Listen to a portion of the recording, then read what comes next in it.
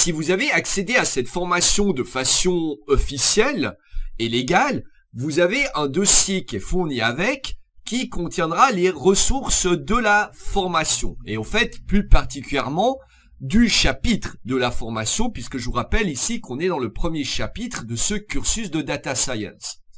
Alors, le dossier ressources contiendra, suivant le chapitre, soit que des exercices, c'est-à-dire des fichiers de script, soit uniquement des fichiers d'installation.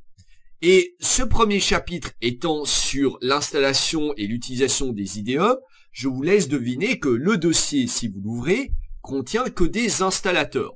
Mais il en contient un certain nombre. Et à nouveau, il en contient un certain nombre parce que il se peut que vous alliez visionner cette formation en 2025, en 2030, en 2040 ou plus tard.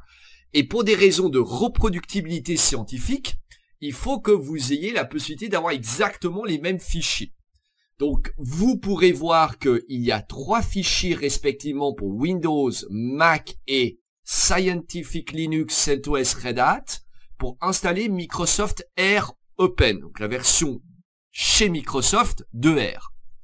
Ensuite, il y a la version 3.2.1 parce que c'est la seule version de macOS que j'avais à disposition pour faire la formation. Donc vous aurez R 3.2.1 pour Mac et spécifiquement pour la version Snow Leopard de macOS. Ensuite, on a R 3.4.2 pour CentOS, Scientific Linux, Red Hat en 64 bits et R 3.4.2 pour l'environnement Windows 32 et 64 bits.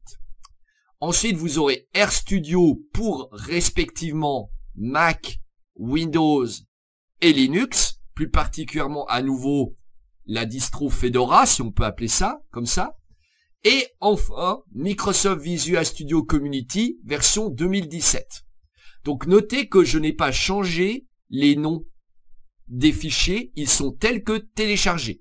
Voilà, je ne les ai absolument pas changés afin que vous les retrouviez sous les mêmes noms que lors de la formation et des vidéos que vous allez voir par la suite.